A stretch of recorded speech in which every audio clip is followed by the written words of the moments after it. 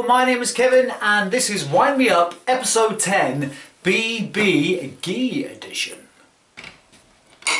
Wind me up!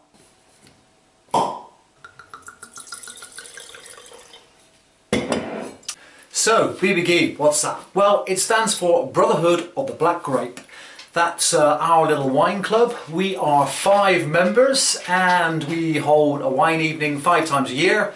We all get to change who's going to be the host, and the host decides what food we're going to have. He makes the food or buys the food in, and he gets to decide what the theme will be, what wines we're going to have. He can decide to bring all the wines himself, or he can get his guests to bring the wines with him. And as it is my turn, and I have recently passed the Chianti Classico exam, and we haven't had a Chianti Classico theme in our group yet, it's got to be Chianti Classico. So if you've seen Wine Me Up before, then you will know that in episode 6 I've already done a Chianti Classico, and that was about this wine here from Castellina. But this is going to be a bit different, because this is going to be a tasting of 6 bottles of wine, all from the Chianti Classico area. Although I have to say right now, it's just no way I can give an intensive tasting on all these wines over an evening when we're going to be drinking 6 of them, because there's not going to be any time to sort of write tasting notes down. So it'll be from memory, from best of memory. And at the end of the day, we will find out which one as a group that we prefer. So that would be quite interesting to see which one of these wines we like the best. And so we're going to taste them all. The Chianti Classico area is 11 UGAs. That's a new thing they've started from 2021, and it's basically zoning the Chianti Classico area, so it's a little bit easier to understand, because the Chianti Classico area is very varied in terms of elevation and in soil types and clones that they use, which Sangiovese clone they use. It's very, very varied. So they've zoned it up to make it a little bit easier for us, the consumer. Obviously, we're only 5 in our group, so we bring a bottle of wine each, and then we have an extra bottle, which we normally have like a guessing wine. We don't very often get it right, to be honest with you, but sometimes, but it is quite difficult. But instead of having the guessing wine this time, I thought I'd have an extra Chianti Classico, so we've got 6 of the 11 UGAs to taste through. And we can see how they taste compared about their sort of generalised, way of being. Like, for example, they say that in Lamellais, this is the smallest UGA and it's also the highest UGA. And it takes the longest time to ripen the grapes, which gives it a little bit more structure and a little bit more sort of floral notes to it. It's very famous for having like violet floral notes on it. And there's one from the San Cassiano area, which is in the northwest part of the Chianti Classico area, and despite it being the most northern part, it's actually one of the warmest parts as well. That's also due to it's quite low elevation, so the grapes ripen a bit earlier there. They've got like Galestro soils there and some riverstone soils there as well, and it gives you like a saltiness and a sort of pepperiness to the wines apparently, so that'll be quite interesting as well. The Rada is high elevation like the Lamellais, very high in Rada, and that gives you good minerality in the wine, quite high acidity in the wine as well, so looking forward to that. The Castellina, they say that's the more sort of lush wines that come from there.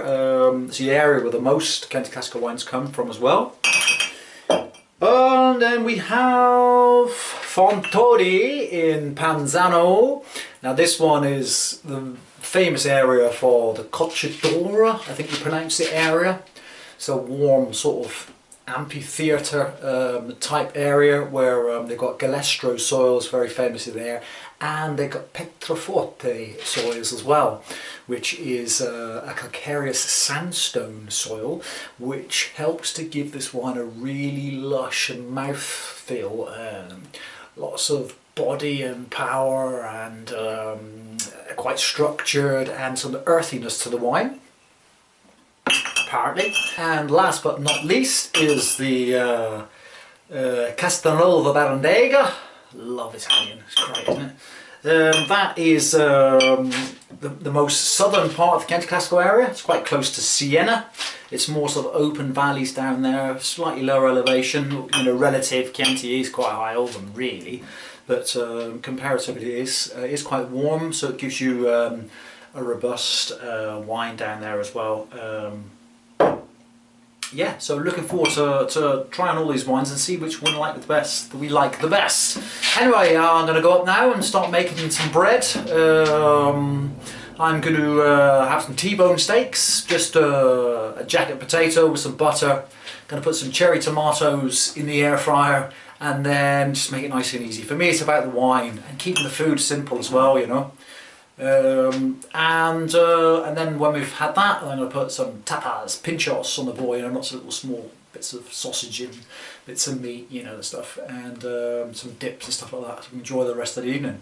So yeah, 6 bottles of wine, and I will come back and I'll try and remember as much as I can about about how they taste and which wines we like the best. See you then. So always when I have the BBG wine, I always make a rosemary bread.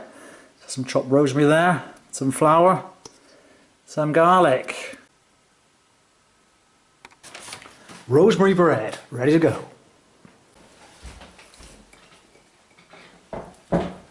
So it's 5 o'clock. I'm opening the first bottle of wine. The Tignorello San Castiano 2019. I know a lot of people are saying that letting the wines breathe is old-fashioned thing. If I was drinking this by myself, I wouldn't let it breathe, I'd just let it evolve in the glass. But as I've got guests coming and we've got 5 bottles of wine, possibly more to get through, I think it's good that we get the best out of the wine. There's only 1 glass each. So I'm opening it now, putting it in my carafe here.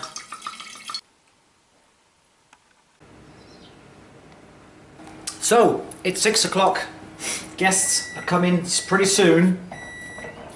The first wine has been open for an hour, so that's ready to start drinking when we come. So I'm going to get this one ready, so I guess another hour breathing for the steak. And I went for the Fontori Pantano, because I thought about going for the other one, for the Castelnuovo Barandega, but it's going to be the Fontori to the steak.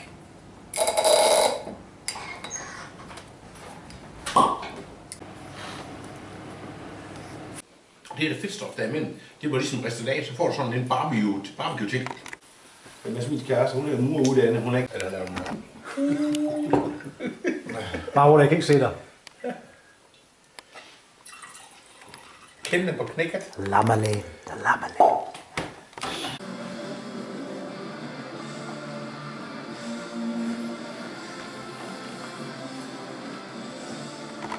So, the wines are here. They were drunk yesterday. Great evening it was. It was really great to see the guys again.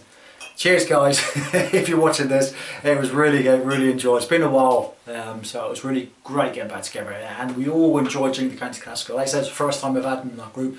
I think we have tried a Chianti Classico before, but it's just like the one, having a whole evening was great. And like I said, I'm almost like an ambassador for the area, because we have kind of got that old school memory of how bad Chianti wines used to be, but there's nowhere near it now. Anyway, I've said that before.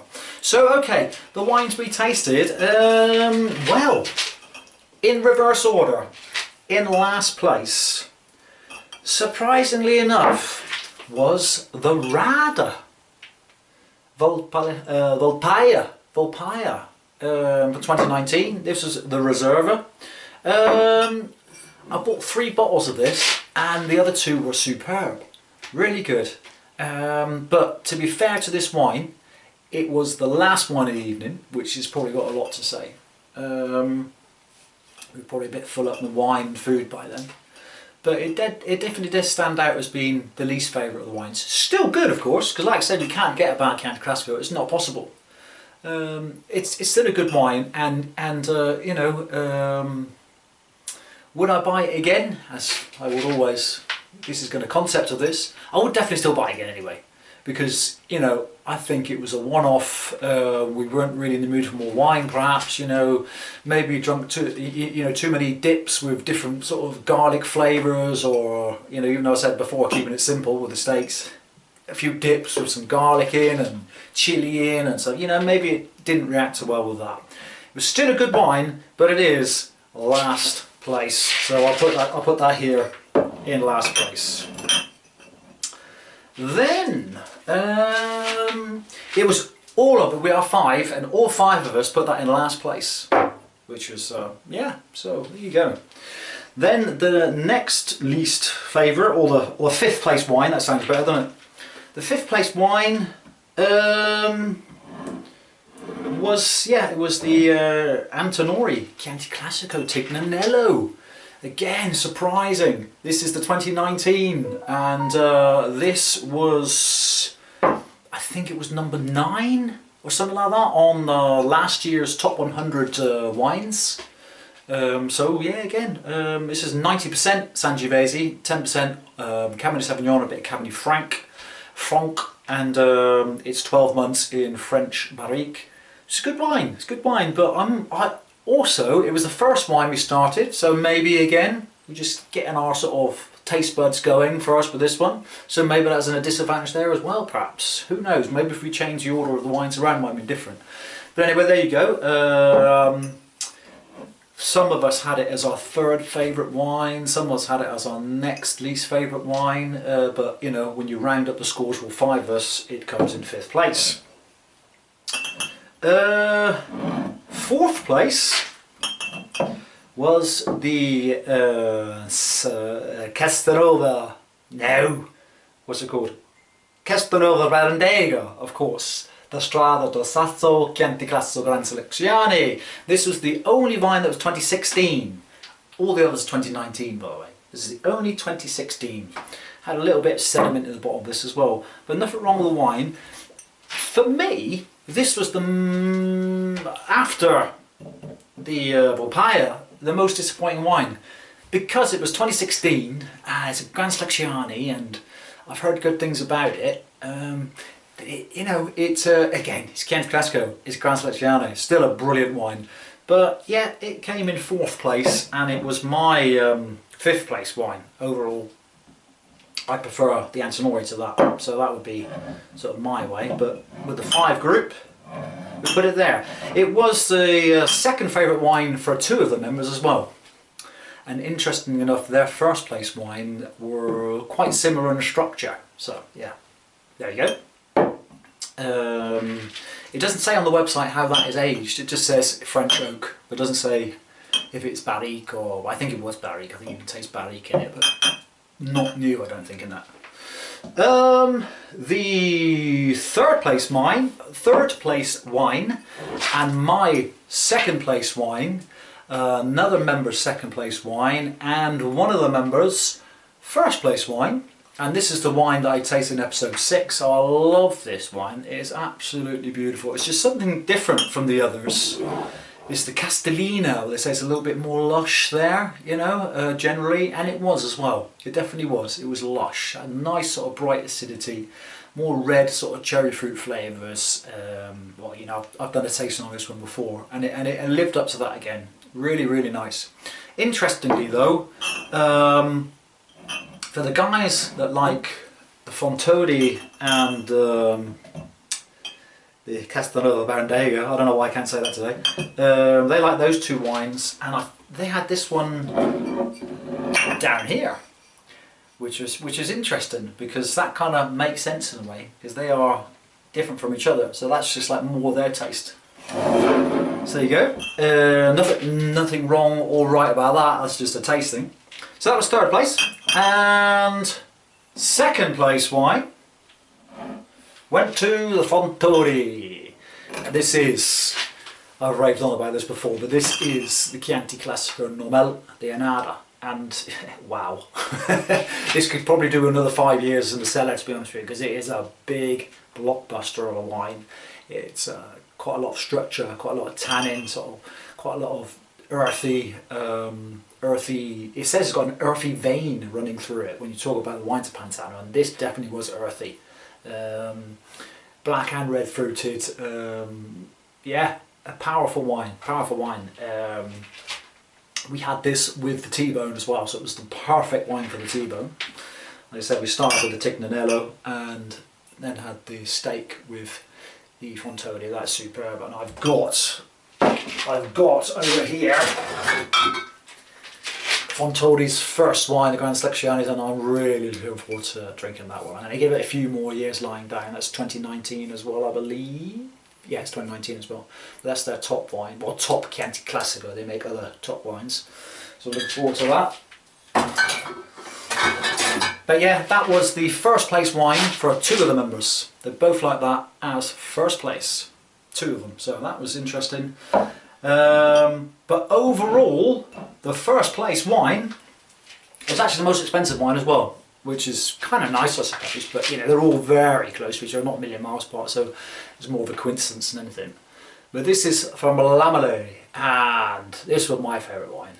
This was another member's favourite wine, and this was the second place wine for another member, and a third place wine for another member, and that all in all added up to being the first place wine, which was the Lamale de Lamale. This is from the higher vineyards, where they talk about the Mancino soil, the Chianti Mountains soil that comes down from the Chianti Mountains, really close to Chianti Mountains. There's quite a lot of forest around, so it's got like a cool sort of microclimate there, so it takes a long time to ripen out, and that brings you all really nice sort of floral notes of the wine. This is what they say when you talk about Lamella wines, and it really was that. It was just that. I don't know if I had that in my head, you know, or it really was that, but I think it was that. It was had that violets, you know, violet flowers. It's still there today. Still there today. Really, really beautiful. Really floral note. So that was definitely the winner. Okay, so would I buy these wines again? And I would buy them. I would buy them all again, apart from the Tignanello, because I've had 3 or 4 bottles of this at different times, and I really enjoyed 2016. That was a really good wine. But the other ones have been good. Like I said, they're great wines, but when you've got others to choose between that are the same sort of price, you just will go for those. So I'm tempted to say I wouldn't buy that one again. I would buy that one again, even though it didn't fare well this time. I wouldn't buy this one again either, to be honest with you. That was, it had kind of like, it had like a blackberry leaf note to it, which is quite interesting, I seem to remember, and a sort of darkness to it. But then it just, I wouldn't say it was off balance. I don't know, who am I to say that? But it felt like it needed something to make it a better scoring wine. So, and again, they're also more or less the same price. So I wouldn't buy that either. That one definitely superb. Absolutely love that. That one, I might have to buy a case of those. You can get a special offer with 6 of those, and I might have to do that. They're all 300 kroner a bottle, more or less. This one's 330. This one is 270, 280, but you know, so more or less 300, apart from the Lamine, which is 400 kroner a bottle. So yeah, buy that one again, definitely buy that, like I said, possibly 6, and definitely going to buy that as well. And I'm going to buy them, and I'm going to lay them down for a few years in my cellar, and see what they're like those, and see what they're like then. So there we go, that was a quick and unusual wind me up for episode 10. It was the wine evening with the guys. We had a great time and we enjoyed some brilliant wines, and like I said, I've said it before, try Chianti Classico. Before I go, I have to say as well, I don't know if you've noticed that since episode 6 the lighting in here has been much better, and that's because when the first episode came out, the Brunello di Montalcino, was very dark. A friend of ours contacted my wife Moana and said, it's too dark, I'm coming with a light. And 10 minutes later he was here and he set up a light for me down here. So thank you very much, Henrik Manker, for the light. Anyway, see you next time for episode 11, and I think we'll be going to Bordeaux.